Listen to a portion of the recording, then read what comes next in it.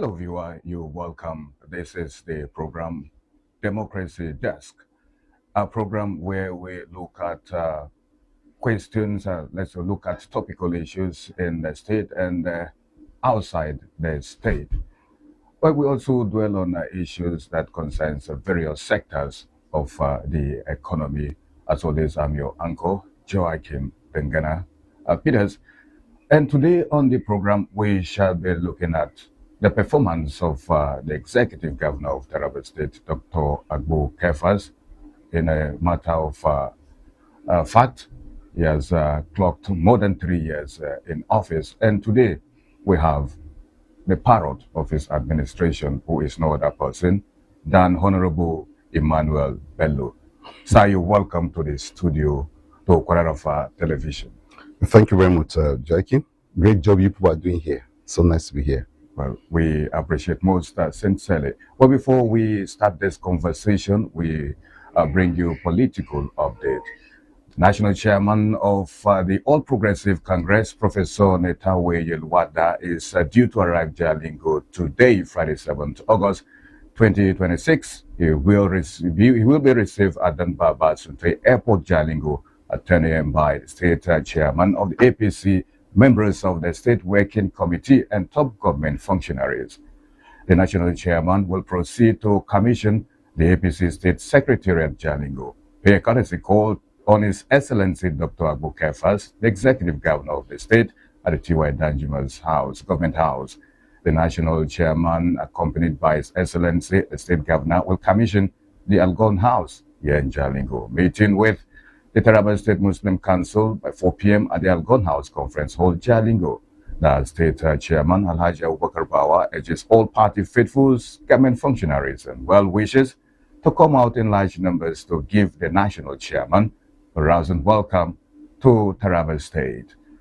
The political landscape in Taraba State has intensified as All Progressive Grand Alliance ABGA governorship candidate for the 2027 election, Honorable Danji SS, burns 100 campaign vehicles ahead of the official campaign commencement on September 9th.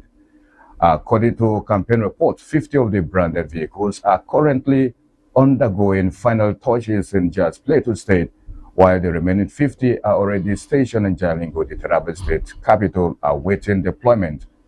Political analysts note that with this early preparation, the race for the Taraba Government House is rapidly gathering momentum, signaling that the 2027 gubernatorial contest will be one of the most fierce contests in the state's history.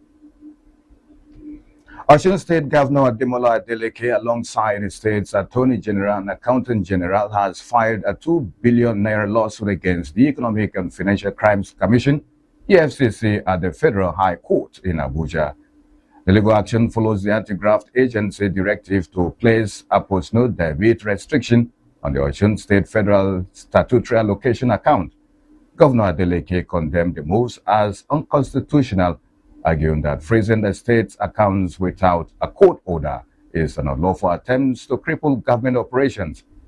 The originating summons filed by the state's legal team lists the EFCC, its chairman, and First Bank Nigeria Limited as the first to third defendants. Meanwhile, the Anti-Graft Agency maintains that the restriction was placed as a part of ongoing investigation into alleged financial interaction. That is just a financial update in the country. We now go back to our discourse, looking at the performances of Governor Agbo Kefas for the past 3 years. And already in the studio, we have Honorable Emmanuel Bello, who has scavenged for himself in the media parlance, a one-time Commissioner of Information, Culture and Tourism, for those that know the days of the Obini Bata, special advisor with 1 or 2 governors in the state. And presently, will focus on his portfolio as the special advisor to Governor Agbo Kefas on media and digital communication. Sir, looking at the performance of the governor of Taraba State, Dr. Agbo Kefas, for the past 3 years, we've seen a lot of achievements here and there. But there are lots of reactions that concerns the high debt profile of the state here and there. But before we begin the conversation, let's look at the developmental strides, its achievements for the past 3 years. Well, thank you very much, Jackie.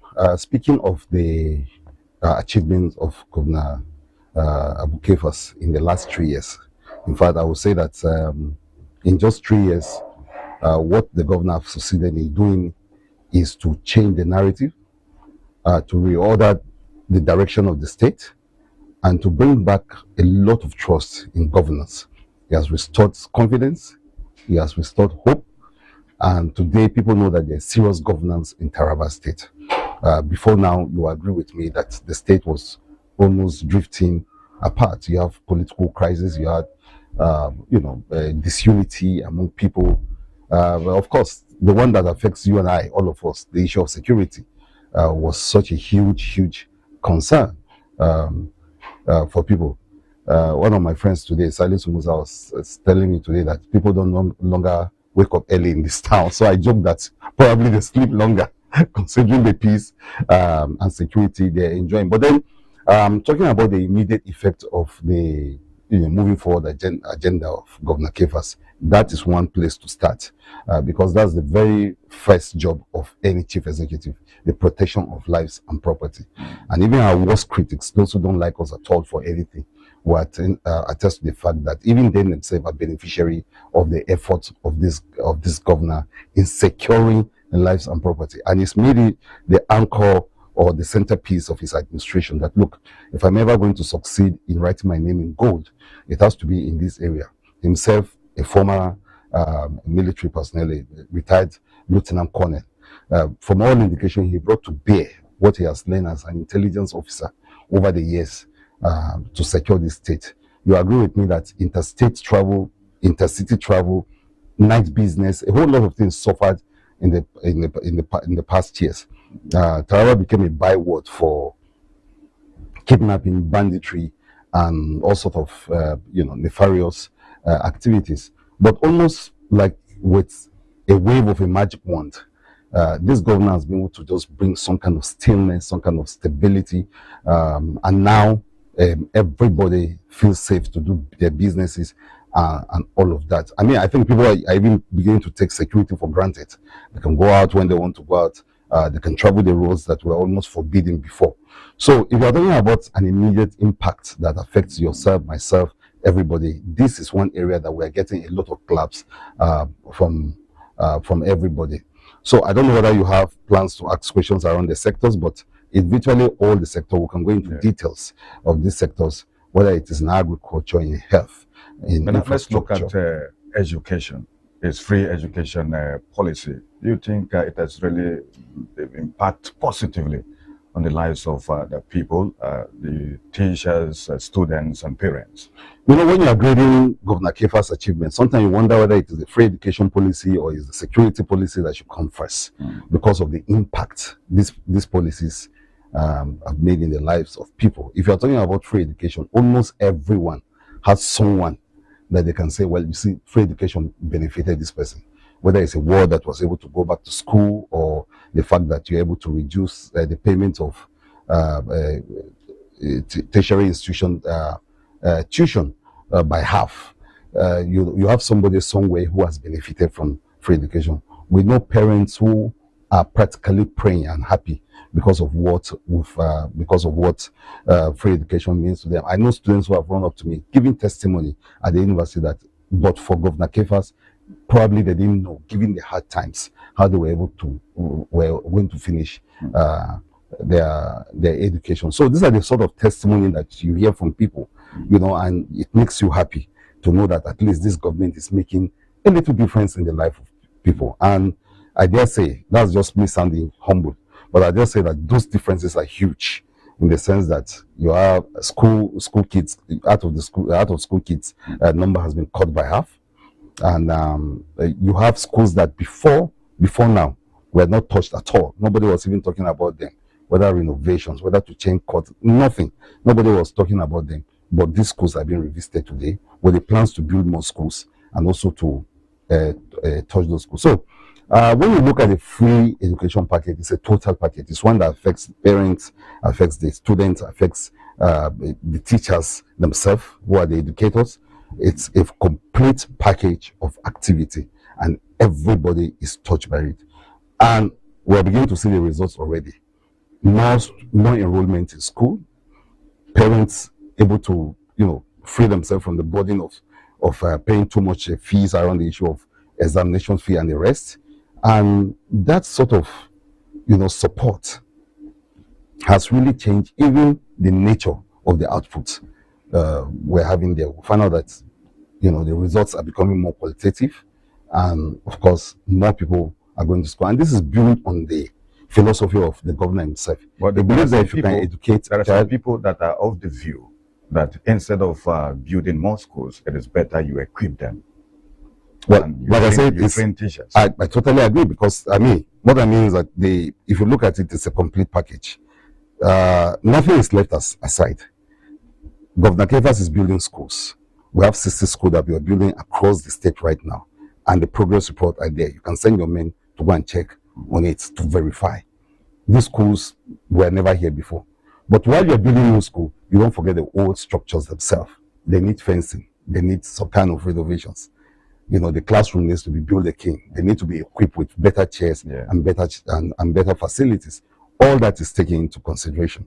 Some of our colleagues, our friends on the other side, who will go and pick schools that nobody has actually remembered in the last 20 years or 30 years, and then they will present the picture, and I'm like, come on, be fair. The governor will not be able to just, don't wave of a magic wand, suddenly transform all the schools in one day, in one fell swoop. But what the governor is doing is realistic. It's not playing to the gallery. It's not playing politics about it. Free education was always going to face its own challenges from various sectors. But everybody is commending this governor for having the political will of, first and foremost, even saying, look, we need free education. That has greatly impacted. People can go back to school. And this was also, again, built on this passion for children. But in his younger days, and when we are all growing up, he was a Sunday school teacher for children. He had a children class, and he will always gather children. And so there's this strong affinity between him and children. So it pains him that even when he was, before becoming governor, you will see students, during when they are supposed to be in school, you will see them everywhere. This governor said that, look, no, we're not going to allow this to continue. We are going to change the story. And that is why he's doing what he's doing now. So many people have gone back to school. The parents are happy. They can afford to send their children to school. So when you look at the bright side of free education, of course, you can criticize anything. Giving a rose flower as beautiful, the aroma of a rose flower, when you over sniff it, it begins to affect even your system. You begin to feel that the aroma is not good enough. So, yeah, there are challenges within the free education thing. The governor is very mindful of it. But the only reason why this governor has gotten a lot of accolades, even national awards around the issue of free education, is because of, one, the political will to get it done. Two, the commitment and the passion he has shown for this. Three, the fact that he has taken his time to invest greatly, not only just funding, but periodic meetings with the PTA, with stakeholders within the education sector to see better ways to fine-tune it. He has split the Ministry of Education into three to cater even from the nursery to primary, because that's the cradle. Some people don't know that's the hardest part of educating a child. Some are saying there is a kind of replication, having three commissioners, tertiary, primary, and at the same time secondary.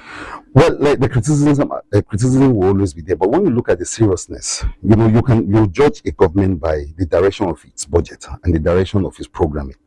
So if we hold education very serious, like he takes education to be a very, very serious thing, you agree with me that, and it's looking at it, like I told you, from a holistic point of view.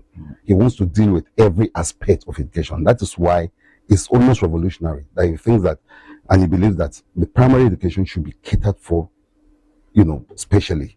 Secondary education should be catered for specially, and of course the tertiary institutions too should be catered for. This. At the primary school level, the emphasis is going to be on better teachers, better training, because that's where it starts from. Sometimes when you look at people's educational journey, you find out that they will tell you that they had a great foundation at the primary nursery level. Now, that is what this governor is aiming at, that we can start it from there. The challenge is enormous and the rot is real, but you have to start from somewhere. And I think that foundational problems are part of it. So why not focus on it? There are people who just glibly say Ministry of Education and then it's over. No, this governor wants to stay focused on the real problems, the real challenges, to deal with them from their root, starting from the foundation problem. At the secondary school level, you also have a child is already growing up, has issues. Parents sometimes are having difficulties with paying school fees and all of that, and the crisis of paying for exams and all of that, providing school uniform, school material and all of that. Those challenges are there. Is dealing with them. At the tertiary institution, some people are already working when they got into tertiary institution. But then again, to reduce the burden for them, he said, no, pay half the school fees in that place. So it's a holistic thing that is touched, and that is why the government needs to be commended for taking this very seriously and saying that there's need to cater for every aspect of education. Some people think that it is, of course, I know you were saying something about the budgeting and all of that. Yes, education is expensive, but if you think that education is very expensive, try ignorance and see what will happen to you. Okay, as a veteran journalist, most sincerely, if we want to allow you to talk, you keep on talking for the next 2 hours. So we, and even a known analyst, so we'll be taking some of these sectors one after the other, a few of them. Then we'll look at some of the points that Tarabans and Nigerians are actually raising about this present administration. The agri sector is very key. So what do we take from there? Well, one of the very first things that this governor did was to change the story in agriculture. Taraba is already an agrarian state. Everybody knows that. We always talk about our potential for rice, for yam, for cocoa, for everything, which is true. Taraba is placed in such a way that we can feed the entire country with rice. Taraba is placed in such a way that it has the most robust, food. Whether it is its aqua potentials or even the other type of potentials. Food is not, well, I know a state that calls itself the food basket of Nigeria, but Taraba is actually the real. I used to joke about it that we have the food, we have left them with the basket. The state that calls itself food basket of the country, because that's true. But what this governor is doing is going from potential to performance. A situation where we don't just have the potential for production of rice. What are we doing around it? And you agree with me that modernization or modernizing farming is the key. That's what's happening everywhere in the world. In every civilized world, you have a situation where mechanization has gone into farming. Is key, is central. Better way of doing things, better methods, which is why the tractorization policy of this government is one that is very robust. What do I mean by that? I don't think there's any administration that has provided the number of tractors that this government has approved. There are criticisms here and there about reach, about distribution, about all that. We get them. We're solving the problem. But the first thing we must agree is that this governor has deployed machinery into the farming system.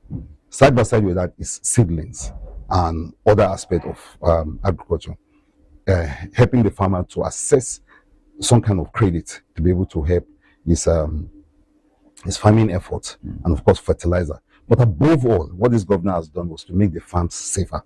The farms are safe again for ordinary farmers to go back to their farm. Before now, you can't even go to your farm, even for subsistence farming, let alone large-scale farmers and farming that you have happening now. So making the farm safe was very central.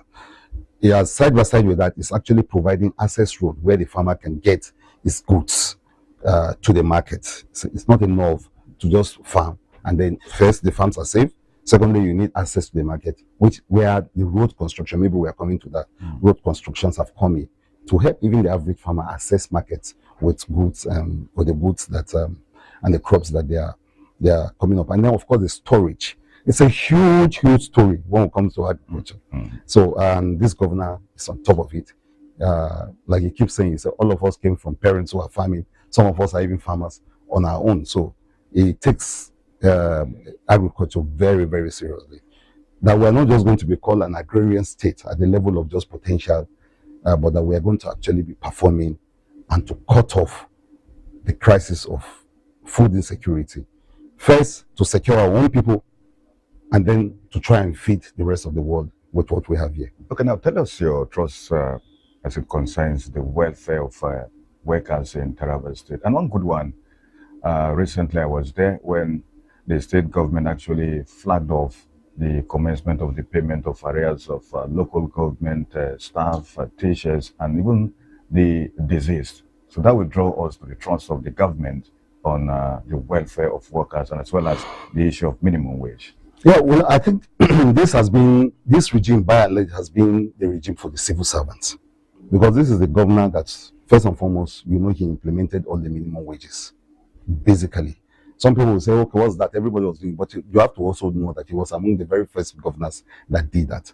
This is a civil service state by and large, and this governor is very focused on the civil servants.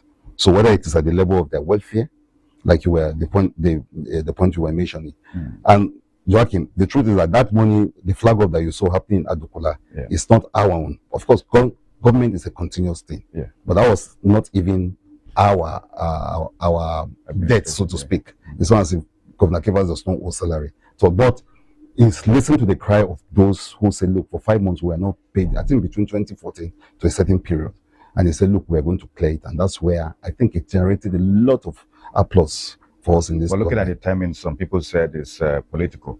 No, it can be, because governance must continue, whether even in an election season or not. A governance must continue, and it's good governance to pay people their salary. Are you going to say, okay, we should relax, or the governor should relax because an election is coming? He has to listen to the cries of people, and that's what he's doing. And not only that, he's a very methodical person, and everything is the issue around the payment of this money, so this debt has been there. But you see, there must be timing. There must be proper timing. Don't forget, it's this same governor that restored the payment after 13 years of delay. He restored the payment of pension and gratuity. Was that also political? Was that because an election was coming? Or when he pays salary promptly, as and when due? Is that also political? No, it's just good governance. So at any time that good governance happens, it's still good governance. If you say it's tied with the elections, maybe it's just coincidence.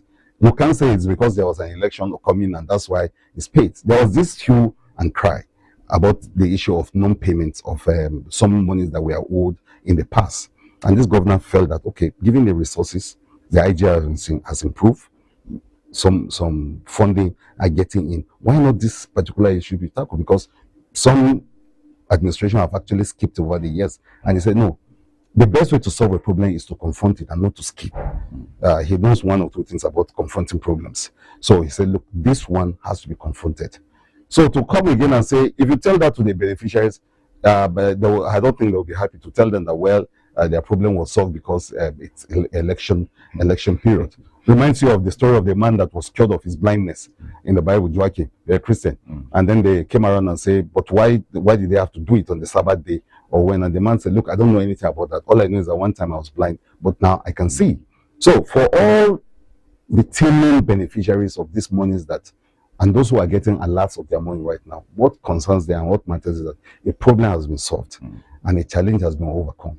Whether it's within the period of elections and all that, that's for politicians to talk about. Well, it's 5 months. The welfare of staff is central to this governor, and it's not playing politics with it. So like I said, it's 5 months and the governor started with a month. Hope it's going to continue. Yeah, sure. It's actually everything. The 5 months have been approved. So it's just a matter of technicalities and the finest, the fine way of the practice or the fine practice of how to pay them. But everything has been approved. Whatever is being owed them has been approved. And now it's just a matter of them getting their alerts, which already they've start dropping. But I want to assure you that, because that's the question you asked, the welfare of staff. This governor is very, very interested in the welfare of people. He keeps saying it, and by now, I think we citizens have agreed that he's telling the truth when he said, look, whatever is due to every worker will be given to him or to her. He will not keep back anything that is due to workers. That's why himself is not owing, but beyond that, he's even paying the debts of regimes past. Not only that, workers training, that is very central. He takes that very, very serious. As I speak to you now, training programs of all sorts have been earmarked. Before now, chairman of local government, the new ones that just came in, where there were some workshops and organized with them. The whole idea is to keep training the workforce so that they will meet modern challenges. So it's not just about their remuneration, it's also about their training and retraining. And it's also ensuring that whatever belongs to workers in terms of salary, pension, gratuity, or even monies that they are being owed are being paid promptly. So that is the pact the governor has with, is the social contract that this governor has entered with workers, and it's not playing with it. Now, I say let's look at the area of road construction, because if I could remember during the past regime of architect Darius Dixon Ishaku, he actually flagged off some rural roads, and we'll say we appreciate the present governor for continuing with such roads, because there's reached some appreciable level. But now let's look at the progress of the Chinkei, or let's say the Okari Chinkei road, and as well as your boss one time did said, okay, he actually labeled Taraba State as a village. So they said. And to be candid, for some of us that have transversed some parts, some satellite towns in this country, actually know that he is not far from the truth. Then people thought there is going to be, recently, I think early this year, the governor approved some roads in Jalingo and its environs. And we saw some machines came to the state, and after some time, they disappeared. But let's look at the aspect of the road. Why some of all those things, why did that actually happen? Because we thought we actually want to see everywhere being tiled, roads being constructed in Magami, Abuja, Phase 1, in Santewa, and some of the known places that you know. Well, you see, sometimes I think we should be able to make we should be able to remove, or rather make a difference between what engineers or engineering is doing and then the will of governance and government, the policy itself, and the political will, and the leadership, and the good governance that goes into anything. And that is where road construction within the metropolis and even around the state, linking Taraba with the rest of the world, comes in. You cannot take it away from this governor that he has the best will, passion, or intention as far as roads are concerned. He once told me something that is very important. I keep repeating it. He said the road to development is just that, roads. He said without road you can't have development. But those roads have to be qualitative. They have to be well planned. They have to have the best engineering and have to be on top of them, so that you have roads that can last, roads that can stand the test of time. So it's if you're going to play to the gallery and you just want A plus and cheaper plus, like some people want, you rush into doing roads that are heading to nowhere. So over the years, the governor took his time. You remember he worked on a master plan, and part of it was also these road networks actually came into that. The idea is to find out, so that you don't just start constructing something and then for whatever reason you are told to stop. Now that all that is completed, what you are saying is the manifestation of good planning, proper planning.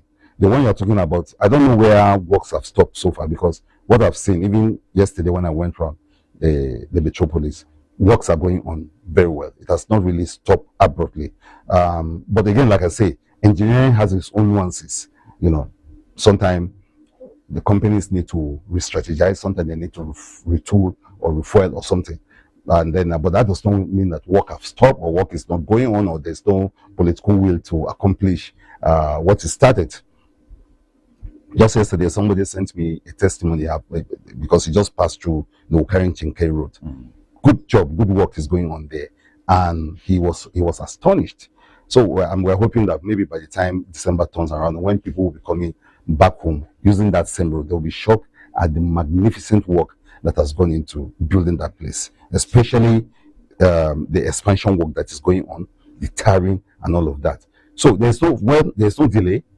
Already everything has been set in motion. Even within the city, people are happy with some of the things that are going. You need to do a vox pop around areas that people believe that those roads will never be completed, or those roads will never be done. But right before them, like magic, they are seeing these roads jutting up everywhere, and it's changing the way things has been done. It's if you say Jalingo Taraba was described as a village, that is quite changing. We are becoming more metropolitan, where the city is becoming brighter, and more people are coming into the city, whether it is by road or by the great work we've done at the airports, I'm sure you've been to the airport. You see how we have expanded the place, and it's now looking really, really keeping to modern standards. So these are the sort of things that are changing. So for roads, I can assure you and I can show our listeners that this governor is very, very, very serious. Probably more than 3/4 of his meetings that I see him having meetings with the engineers around the road. And he's doing a lot of inspections. Sometimes by night, he goes around to see the kind of work they're doing. And what he wants from his engineers, he said, don't rush any work here. We're not under a lot of pressure, but I want durable work. I want work that will last. I want work that will outlast and outlive the administration. And he insists on that. He insists on quality. Sometimes he has actually changed them. He said, look, I don't want this is going on. You have to redo it again. Then you see them trying to redo those roads. So those are the sort of things that the government is doing. But reaction has trailed the construction of some of the roads in Jalingo. Most likely that of Abuja Phase 1 to the NMPC, then that of the TSTC, as well as that of Lasandi community. Who is actually constructing that road? Some said Agresa, some said the Taraba State government. But you can clear the air. Is the Taraba State government is responsible for the roads that you are seeing. And in any case, like we said before, talking about the blind man analogy, there are people that will tell you that, look, all that matters is that I have a road that I'm working on. Who did it? Who didn't do it? How it came about? Some people, it's you and I, we that like asking this kind of questions that sometimes bother ourselves about who is doing this and make that the issue. The issue really is that you have roads that you are using.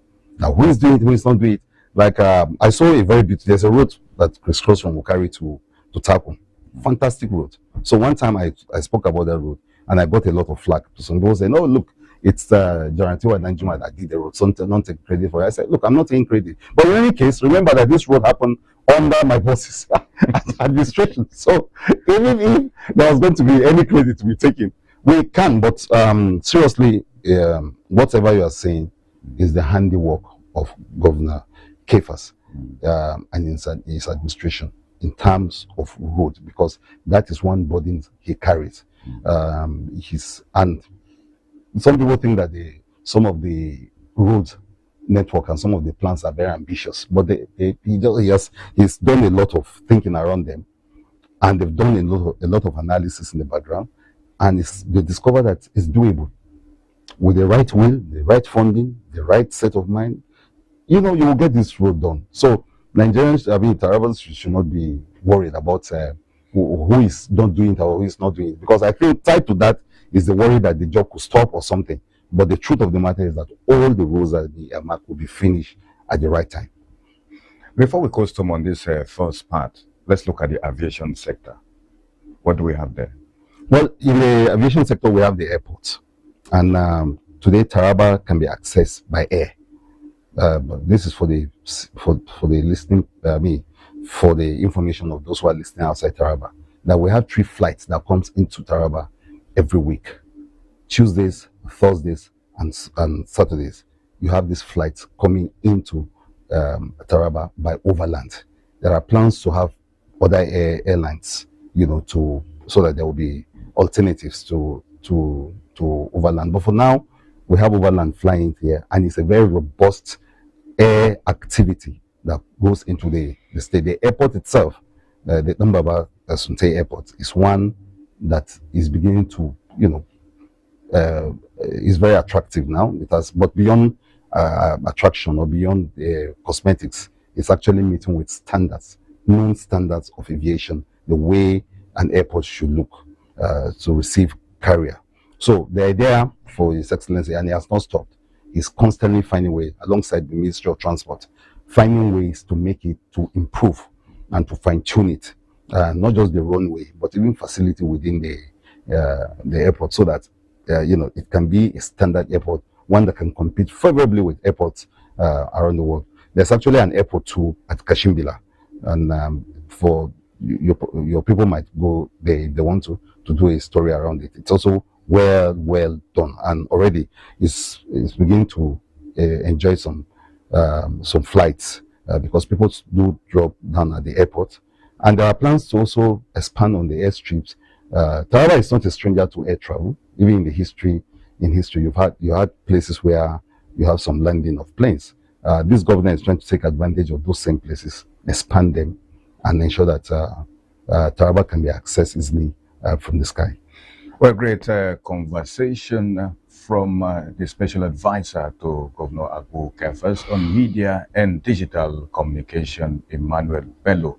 Well, we're going to take a break. When we return, we shall be looking at a reaction that has actually trailed this present administration as the increasing debt profile, which now stands at 89.74 billion naira. We shall be looking at that when we return. Stay with us.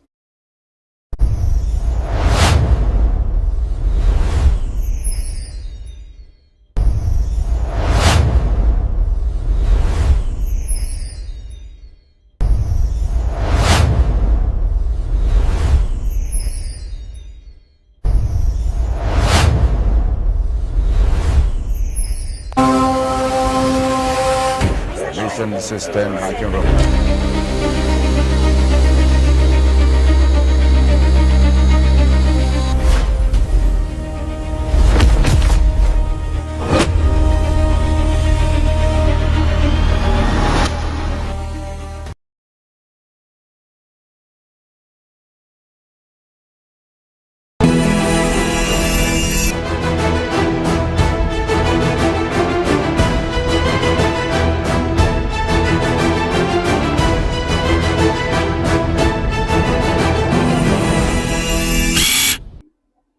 Well, thank you for joining us. Democracy Dex continue with the veteran journalist, or better still, the veteran red cap journalist, Honorable Emmanuel Bello, special advisor to Governor Abu Kefas on media and digital communication. Well, just like I said, we're looking at the debt profile of the state. A lot of persons have raised one or two questions in respect to it.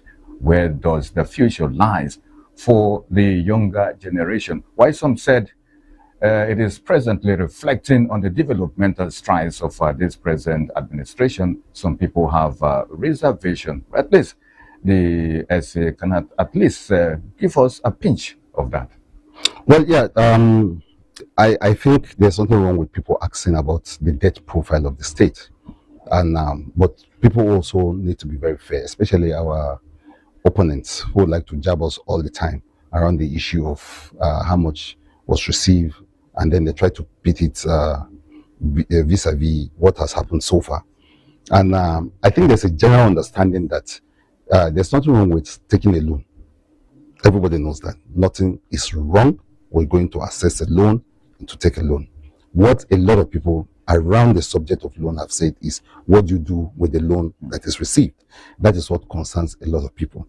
And so long you can be transparent about it, so long you can actually show clearly what every loan is meant for and what it's supposed to do, so long you can intimate your people and talk to them and have this conversation and feedback around these issues, it's not a problem. So the critiquing will continue.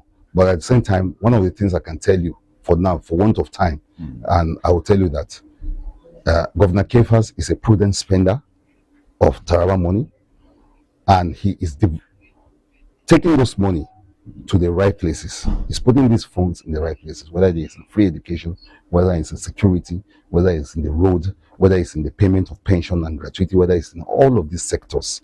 I can assure you that there is suffering. Probably you can be concerned as a citizen and say, but for the public's money, they have a right to do that. But they should know that these monies are working for the state. The state is getting better protected. We're paying off all our debts, and we're ensuring that the money works for the Taraba people. Okay, recently, there is a candidate, a gubernatorial candidate that actually, okay, let's be blunt, the weaker faction of the PDP gubernatorial candidate actually called your boss a boy, that he has done nothing for the state. Do you have a reaction to that? No, I don't think that assessment is correct, because we have created a very conducive state where even our opponents can come and sleep and then do their campaigns and all of that. That took a lot of working. It didn't just happen overnight. So our opponents who come to campaign here should know that they are actually in real time. They are actually participants in the in real time development stride of His Excellency the Governor. So when they come by road, I traveled recently and I saw some of them coming by road. So I don't understand how you can use the Ukari Chinke Kente road and see what is going on there. And when you get to the capital, you say the governor is not working. It's kind of strange because I mean you just passed through an evidence of his work. You actually used for a facility by this same governor. So that on its own, the road itself is telling you that this is the work of the governor. Then you get to the state capital, you actually now start a campaign of calumny and say that the governor is not working. Or you came by air and you saw the airport and you say the magnificent work the man has done there. It has to take another level of opposition for you to actually come and say that he's not working because the evidence is around there. Then you come into the state capital and the place is safe and you didn't go to stay in some hidden hotel. You actually went back to your house to sleep because in the past you couldn't do it. But when you go to the campaign rally, for the sake of politics, you say that governor is not working. So these are some of the things that politics, and then in the electionary year, these are some of the things that come up. Because you could be you are facing the work of this governor, you are actually enjoying the facilities of this governor, and then you actually have to say that it's not working. And that's where I think our opponents are having a very, very serious problem because selling it is not easy. You can't tell the Taraba people that Governor Kefas is not working. It's difficult. You can't go to parents who are now paying less what they were paying before and tell them that the governor is not working. They won't understand that. You can't tell people, residents who are safe, who are feeling safe within their state that the governor is not working. They tell you that's not true. You can't tell a child who is now able to, he got school uniforms, got some school material and everything. And even if he doesn't know the dimension of politics, they know that, okay, the governor gave them this. So even at the level of children, they don't think. So it's almost laughable, if not comical, for you to say that. That's why it's a hard sell. I think our opponents have a tough job ahead of them, convincing people that, because when they are saying that, people are looking at their lips, reading between the lines, and telling themselves that this can be true. This is just politics. And I've had calls to talk to some of them, one-on-one. I mean, they are the people that follow them. And they will tell you that, look, honestly, this campaign is not easy. Or this line of campaigning is not easy. Because when you go to tell the Taraba people that their governor is not working, and when you call him a boy, or you try to belittle him, well, I don't know whether that is a very smart way of campaigning. Because, this governor got the name Starboy. Because there was a phone conversation where somebody actually called him a boy. Well, 3 years ago, the same mistake is repeating itself. And Taraba people say, we like our boy the way he is. They like him. If he's a boy, fine. And he actually came and took over the youth demography of the state and turned it around. So some of these things, I don't want to let the cat out of the bag because we also have our, we have our own modus operandi, which we don't want to let out. But sometimes we feel that it's a good thing that where all this is happening. So between the time he called, the governor was called a boy to today, all sorts of merchandise have come out of that particular talk. People have said, yes, it's the boy or this boy. And it's something that goes beyond that. We have to look at the governor in his entirety as a person. A former soldier, he has gone for peacekeeping, spent 20 years in the military, is highly respected in the military cycle. He's an intellectual, having got a PhD in political science. He's an accomplished businessman on his own. Before coming here, he's been chairman, governing board of NEMASA long before now. And so, whether you like, no matter how you look at him, he's somebody of many parts and he's done many things. He's a grandfather to boot. As a grandfather, you can hardly call. In a sense, maybe all of us who are male species, we're all boys. But but maybe that's what it means. So that's why right now, Joachim, I think the opposition is in a place where it's finding it difficult to campaign. It has to say all sorts of things, and some of them are a bit ridiculous. For instance, you can't attack free education. When you attack free education, you actually, you set yourself up. It's like a trap. You're trapping yourself because there are parents who will think that this is the best thing that's happened to them. So how do you tell them that free education is not real? You offend them by saying things like that. It's offensive. And when you say maybe they got that, so, and what I think a lot of people want to hear is, what will you do differently? So when you bring a campaign that centers on personality and you want to just attack their person, you want to belittle them, you want to question their age or their status or even their record, or you want to question their patriotism or question who they are, that line of campaigning, or you want to question their integrity, you want to question their performance or their leadership skill, it's difficult because the facts will actually expose you. The facts will expose you. The fact of their performance, and all they do. If you say somebody is a boy, but all he has done is, throughout his life is to lead men. He's led men. He's also led men to battles. For a soldier, he's going to war front. He's done many things with his life. You can't blame him that this is his age now. That is God at work. But you cannot question his record vis-a-vis what God has done or what God has done with him. So that's the crisis that this election, you are going to be dealing with a lot of that. There will be, people will say all sorts of things. And the reason why I think this difficulty is because the man's records are there. And you can question them, you can try to cast aspersion on those records, but you can't deny them. Okay, you're already speaking as the spokesperson of his campaign council. Then looking at it, a lot of persons, mostly in the PDP, feel betrayed when Governor Agbo actually left the People's Democratic Party. Going back to history in 1999, there is this general view that Taraba State is a PDP state. Some are of the opinion that people should forget about it. It's just like an old wine being poured inside the new bottle. The content remains, the people are still there.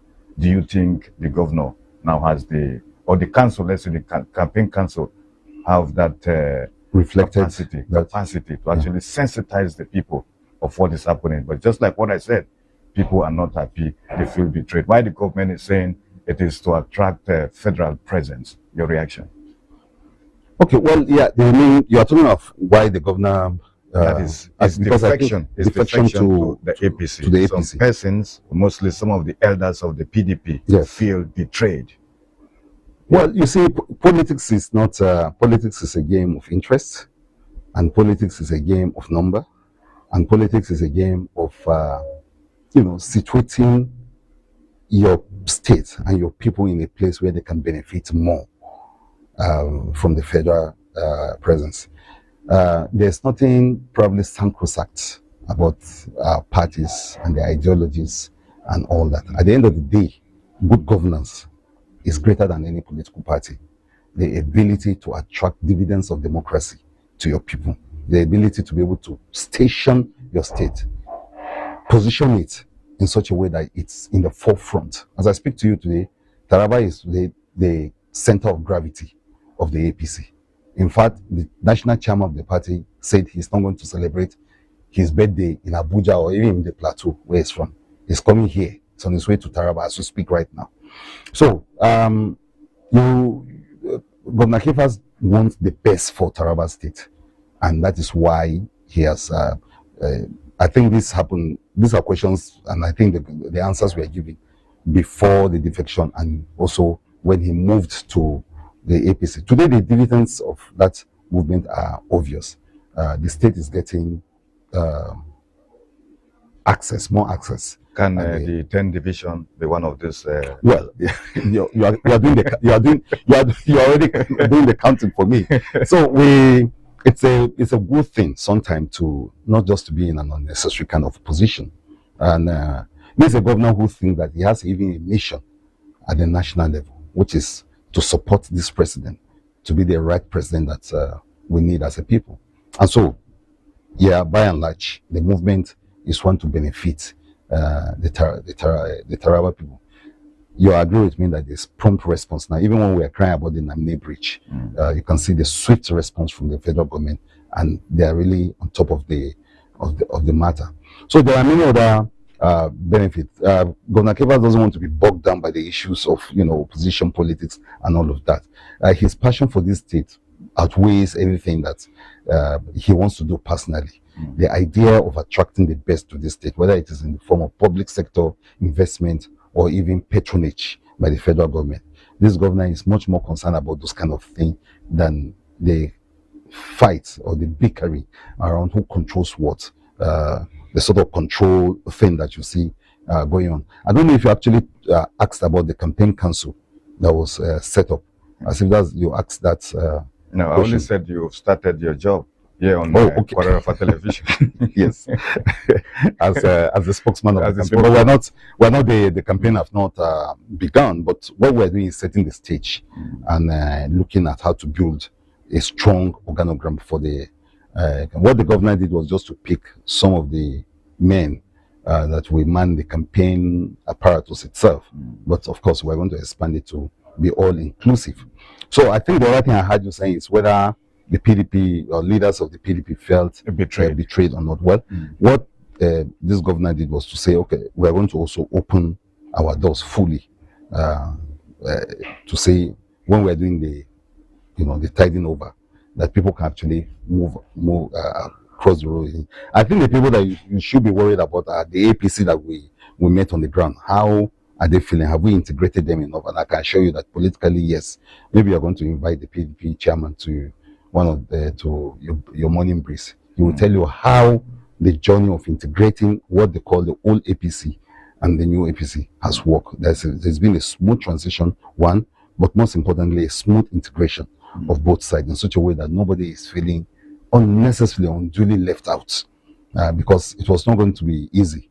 But this governor, in a sagacious way of doing things, was able to, work around the rugged edges, so to speak, of that transition. And I can assure you today that we are working smoothly together and trying to also fine-tune the association, smoothing out the rough edges, and create enabling position for people to be able to work together. As we gradually course some will take two.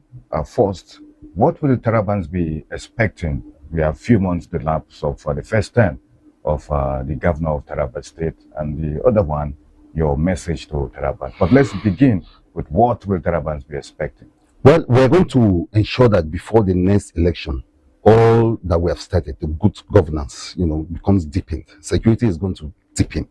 We've done some good work around the issue of security, but I know that this governor is not satisfied. Well, sometimes you hear pockets of crisis here and there. We're going to nip all of that in the bud and ensure that the state is as safe as you can find a safe state anywhere around the world. It's a dangerous world we live in, and it's not always easy. But this governor is going to work hard to ensure that Taraba remain what it is, because security right now is becoming some kind of even motivation for investors who will say, look, let's go to Taraba. You see all over the world, Taraba is safe. You hear people saying that Taraba is safe, let's go there. So I think Taraba people should expect better security. The roads that we're constructing, and we're going to finish them. We're going to finish them very well. The roads are going to be, there's nothing like promises, just promises. These are not just promises. There's performance to going on. You can see them. So if you are somewhere and a road was promised to pass through in front of your house, get ready that you will see that road. So before the administration before we wind it down, by the grace of God, for this segment, all these things are going to be done. In terms of welfare, Taraba people should expect more jobs. Already we've done 3,000, we recruited the 3,000 ghost workers, opened the portals for over 1,800 new jobs to be taken in, and creating an opportunity for over 500 medical workers to come in. Down the line, down the line this month, we're going to have the Youth Summit, where young people are going to be supported with money. It's already 500 million is sitting somewhere pretty right now. So the youth agency is working on that. So Taraba should expect that very soon people will receive good cash to support the businesses that they are doing. Whether it's small scale, large scale, whatever, they will get government support, money that will go into their hand. And it's not going to be money that will put them in trouble. It's money that they will use very well to support themselves. So your last line. My last line is that this is the best governance we can get. We have a serious driver, not a learner, not somebody who is trying to come and learn the job or who is just making promises. Governor Kefas is on the saddle, and Taraba is in safe hands. Taraba is in the hands of a very competent leader who has conscience, who is morally upright, who knows what he's doing, and they should expect only the best from him. Well, it has been a great conversation with a special advisor to Taraba State Governor on Media and Digital Communication, Honorable Emmanuel Bello. We can as well continue with this conversation in our various social media platforms, Facebook, Twitter, YouTube, and X. It has been a great program, Democracy Dex. Well, the special advisor is not just here alone. He's with a team. We really appreciate them for coming to the studio of Kwararafa Television, and hope when we call, sir, you will definitely accept our offer. Anytime. I'm actually a stakeholder in the Kwararafa Television. Yes. Well, my name is Joachim Dangana Peters on behalf of the production crew.